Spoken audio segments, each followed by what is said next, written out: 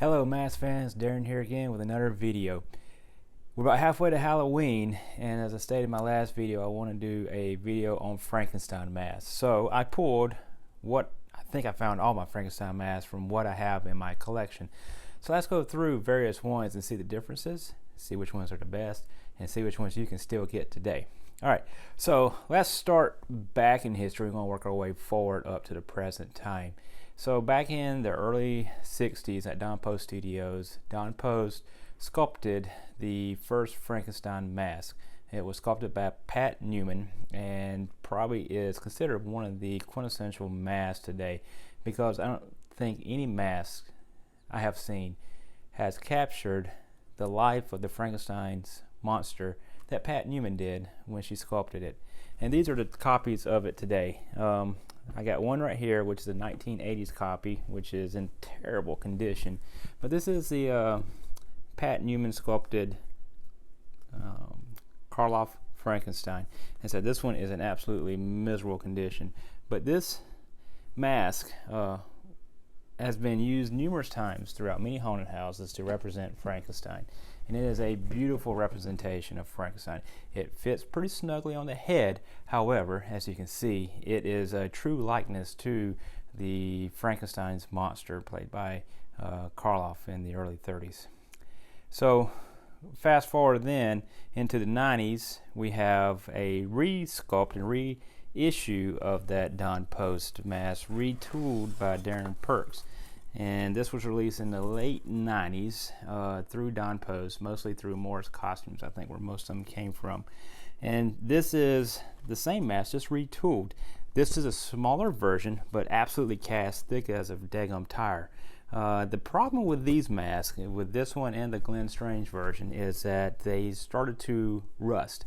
The mask coating, or the outer layer, started to turn. As you can see, this one's starting to rust also.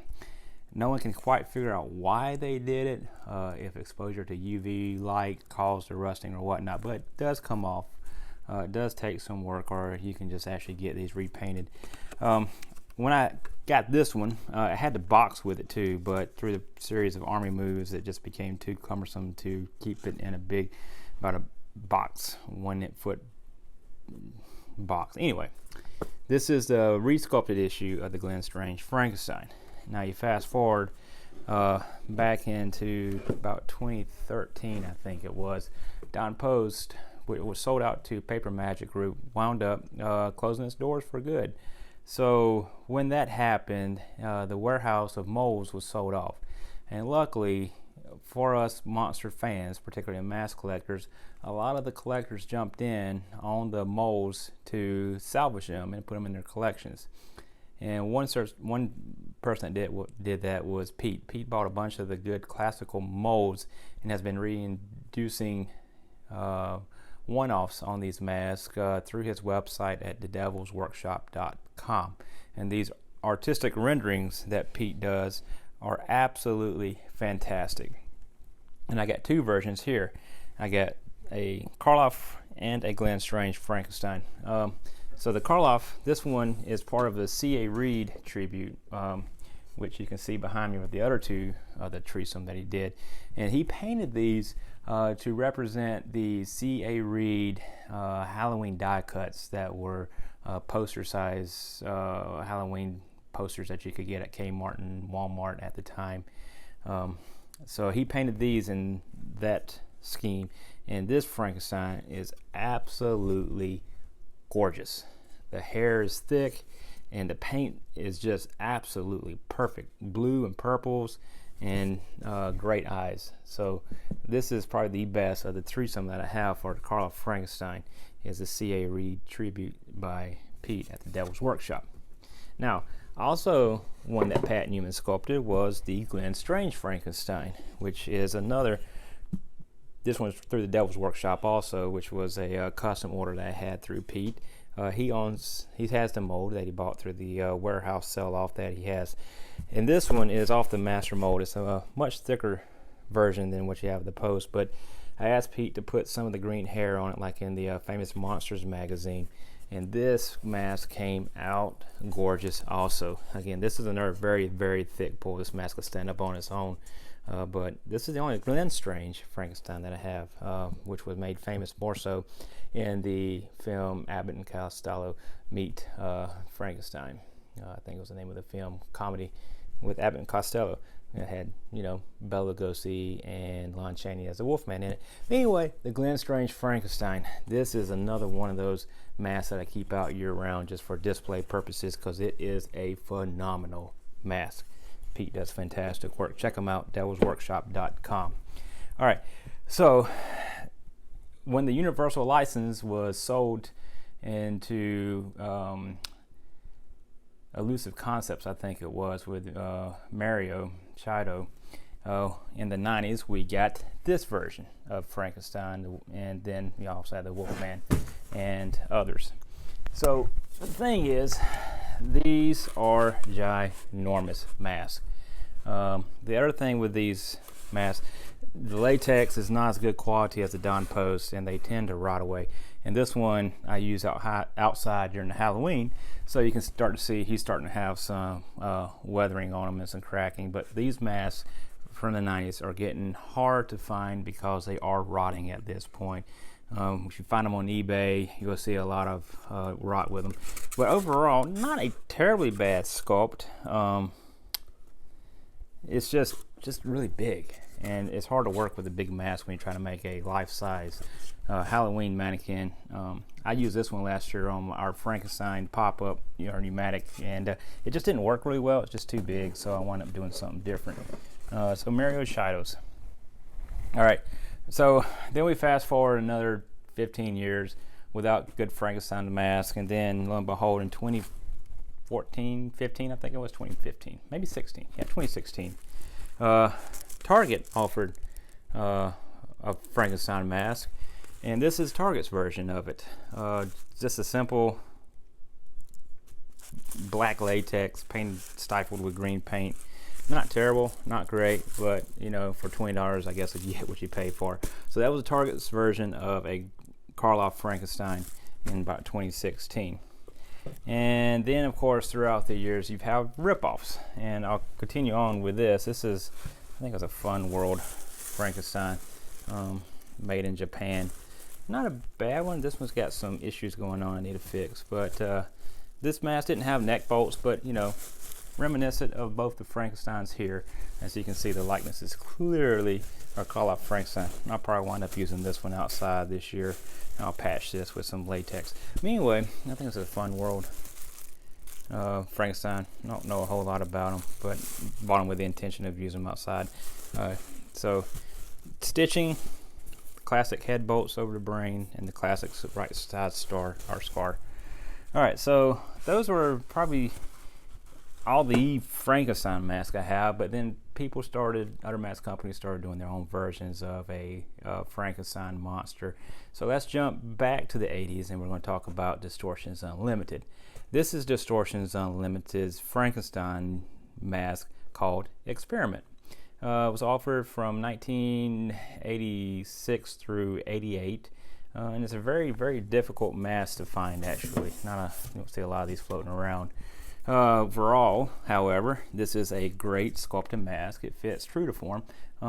So I thought Ed did a great job. The classic reminiscence of the Distortions eyes with the sunken in eye sockets. Subtle paint transitions from gray to purple. The silver dome. Luckily, this gold paint has not rotted this mask, but overall, this is a great mask to find if you can find a Frankenstein Experiment from Distortions Unlimited. Other copies you see may have just solid red eyes here. I got this copy off of eBay. Actually, my brother found it in 2007 in a mask slot, but super rare, super hard to find. Great mask by Distortions Unlimited. Another mask offering in the 1990s was a lab cow, a Frankenstein-esque cow. Offered through the Twilight series by Distortions Unlimited. I threw this one in because even though it's not Karloff or Glenn Strange, it is still considered a Frankenstein mask because it is a hodgepodge of parts of cows put together to make a Franken cow. My wife calls this one Mad Cow because she's a veterinarian and it just fits better. But overall, this is a fun sculpt. Not terribly easy to find either, but just fun. You know, simple, good cow sculpt. Franken cow, lab cow, lab cow, from Distortions Unlimited, 1990s. And now let's jump to Dev Studios. And in Dev Studios, we have a fantastic offering from 2016 and still offered today by Dev Studios. And DevStudios.com is this Frankenstein mask, Frankenzombie, I think, or something like that is the name of it.